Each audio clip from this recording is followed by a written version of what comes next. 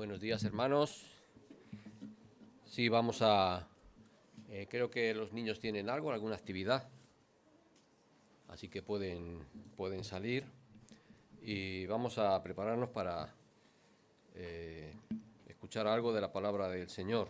Y damos gracias también a nuestra hermana Gloria por este tiempo de la presidencia en el que también nos preparamos espiritualmente, emocionalmente también, en el que abrimos nuestro corazón.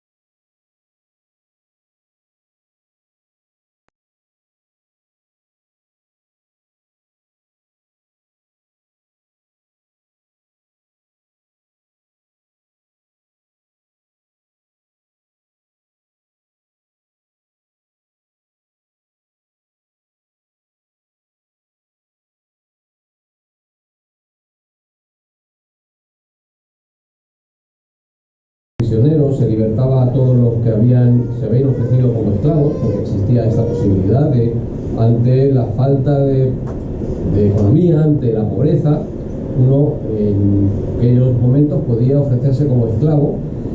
Y este año del jubileo, que es a los 50 años, quedaban libres de su esclavitud.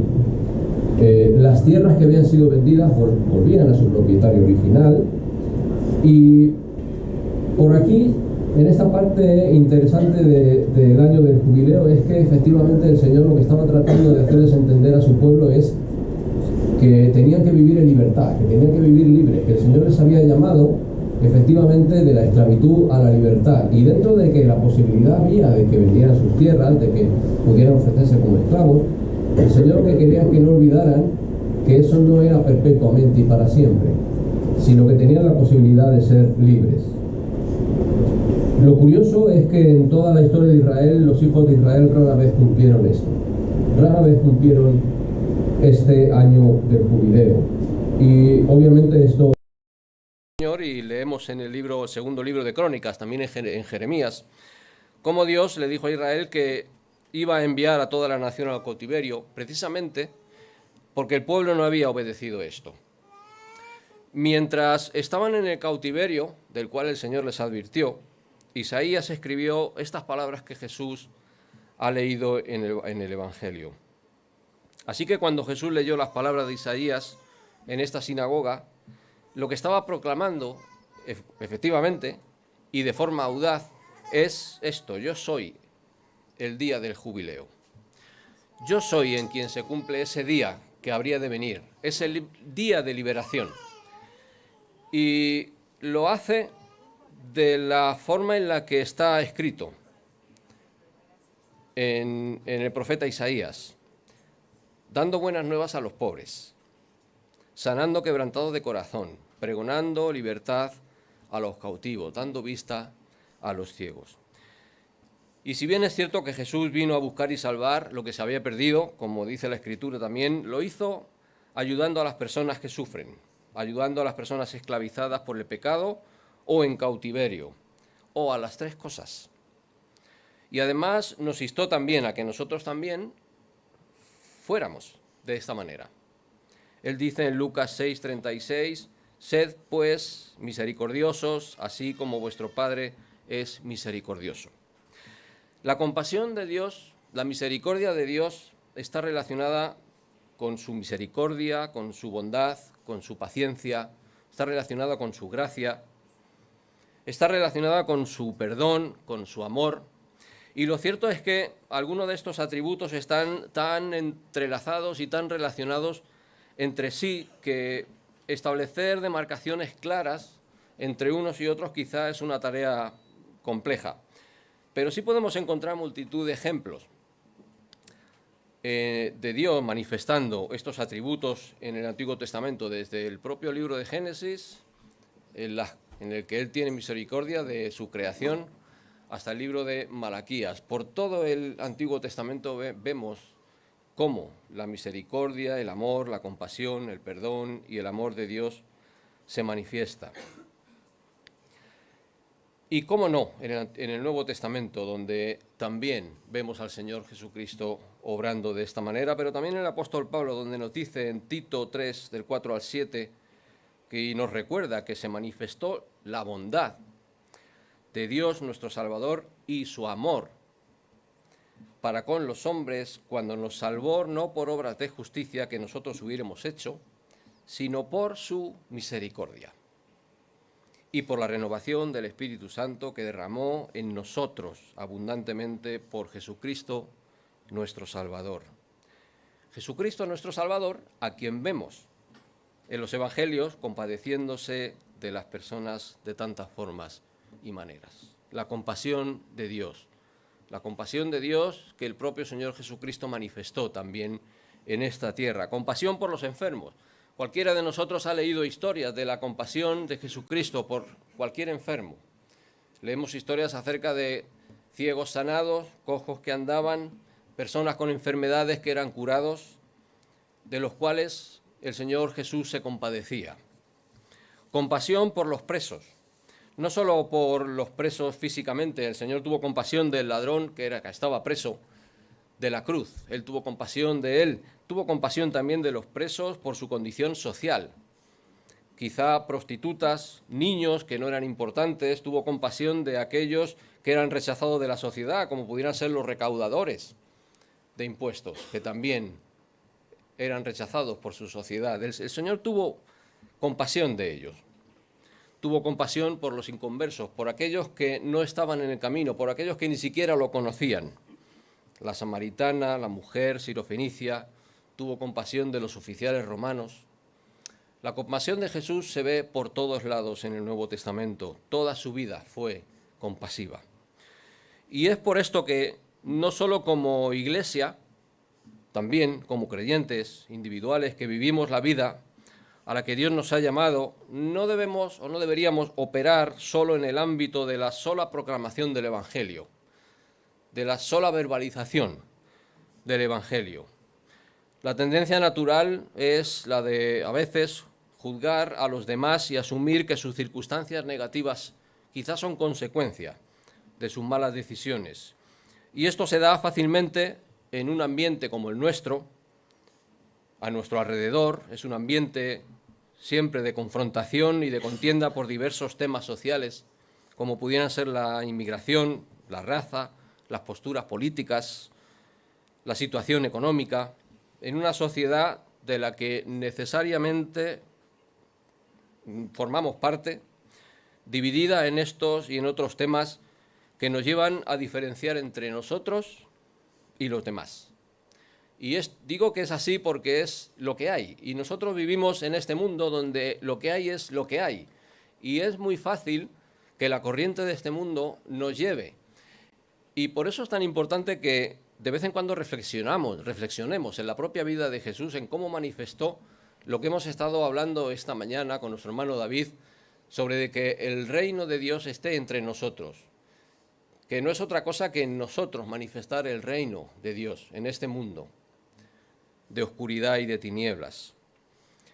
Considerar la compasión, el amor y la misericordia de Jesús tendría que llevarnos a reflexionar sobre nuestras propias actitudes hacia aquellos que no piensan igual que yo. Ya no solo reflexionar acerca de nuestra actividad para con los que tienen problemas, para con la pobreza, sino también incluso para con aquellos que no opinan igual que yo.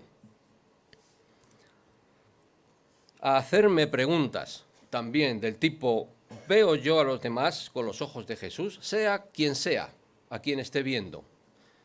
¿Lo veo con los ojos de Jesús? Preguntas como: ¿amo a mi prójimo como a mí mismo? Mi prójimo es cualquiera que no soy yo, en realidad es mi próximo, el que está cerca de mí. Si solamente amo a los que me aman y piensan igual que yo, entonces soy como cualquier otro, pero no me comporto como un verdadero seguidor de Cristo. Ser compasivo en realidad no significa estar de acuerdo o aprobar las decisiones de los demás. No significa esto. Evidentemente no todas las posturas son correctas, no todas las opiniones son las adecuadas y en ocasiones uno debe ser evidentemente firme en defender los valores esenciales del ser humano. Pero lo que sí está claro es que nuestras palabras deben ser hechas con gracia y nuestra actitud hacia los demás debe ser o debe estar llena de compasión. Compasión. Tal y como nos enseña la Escritura, Colosenses 4:6, que muchos conocéis, donde Pablo dice: sea vuestra palabra siempre con gracia, sazonada con sal, para que sepáis cómo debéis responder a cada uno. Y diría yo más, no solo la palabra, también nuestras actitudes, nuestro comportamiento con los demás, incluso nuestro servicio en la Iglesia, que esté sazonado, que sea con gracia, que sea amable, que sea grato. Una buena forma de acercarnos en esta mañana, creo, al pan y al vino que vamos a tomar es reflexionando sobre el ejercicio de nuestra propia compasión y del servicio social a otros, especialmente a los más necesitados, obviamente. El pan y el vino nos recuerdan de forma dramática la compasión de nuestro Señor Jesucristo por cada uno de nosotros. Compasión que podríamos decir literalmente significa sufrir con. Esto es lo que significa compasión, sufrir con. Y nuestro Señor sufrió con y por nosotros. Estas son sus señas de identidad y lo hizo así en la cruz, entregando su cuerpo molido y su sangre como ofrenda perfecta y definitiva por nuestros pecados. ¿Para qué? Para que estando muertos en nuestros delitos y pecados, tuviéramos vida, como nos enseña Efesios 2. Pero Dios, que es rico en misericordia, lo enfatiza, es rico en misericordia, es rico en esa compasión. Por su gran amor con que nos amó, aún estando nosotros muertos en nuestros delitos y pecados, es decir, aún siendo culpables, es decir, aún sin merecerlo, nos dio vida juntamente con Cristo. Esto es la misericordia, la compasión de Dios. Y creo que antes de pasar a este tiempo de Santa Cena, podemos leer también algo sobre la importancia que el Señor le da a este aspecto tan importante de la vida cristiana como es la compasión y la misericordia para con los demás. Un pasaje que se encuentra en Mateo 25, 31 a 46. que dice cosas muy claras y muy fuertes, pero son cosas que debemos de recordar en nuestra vida diaria como hijos de Dios, como parte de ese reino que el Señor vino a instaurar, como parte de ese reino que se ha acercado a este mundo con las buenas nuevas del Evangelio. Y dice así, Señor Jesús hablando, dice, cuando el Hijo del Hombre venga en su gloria y todos los santos ángeles con él, entonces se sentará en su trono de gloria y serán reunidas delante de él todas las naciones y apartará los unos de los otros, como aparta el pastor las ovejas de los cabritos. Y pondrá las ovejas a su derecha y los cabritos a su izquierda. Entonces el rey dirá a los de su derecha, venid, benditos de mi Padre, heredad el reino preparado para vosotros desde la fundación del mundo, porque tuve hambre y me disteis de comer. Tuve sed y me disteis de beber. Fui forastero y me recogisteis. Estuve desnudo y me cubristeis. Enfermo y me visitasteis. En la cárcel y vinisteis a mí. Entonces los justos le responderán diciendo, Señor, ¿cuándo te vimos? Hambriento, te sustentamos, o sediento, y te dimos de beber. ¿Y cuándo te vimos forastero y te recogimos, o desnudo y te cubrimos? ¿O cuándo te vimos enfermo o en la cárcel y vinimos a ti? Y respondiendo el rey les dirá, de cierto os digo que en cuanto lo hicisteis a uno de estos hermanos más pequeños, a mí lo hicisteis. Pero viene la segunda parte. Fijaros hasta qué punto es importante para el Señor esto, que está la otra parte. Entonces dirá también a los de la izquierda, apartaos de mí, malditos, al fuego eterno preparado para el diablo y sus ángeles, porque tuve hambre y no me disteis de comer, tuve sed y no me disteis de beber, fui forastero, no me recogisteis, estuve desnudo y no me cubristeis, enfermo y en la cárcel y no me visitasteis. Entonces también ellos responderán, Señor, ¿cuándo te vimos hambriento, sediento, forastero, desnudo, enfermo, en la cárcel y no te servimos? Entonces le responderá diciendo, de cierto os digo que en cuanto no lo hicisteis a uno de estos más pequeños, tampoco a mí lo hicisteis. Sirva esto para que en esta mañana, en el tiempo de Santa Cena, podamos también reflexionar respecto a nuestra propia compasión para con los demás.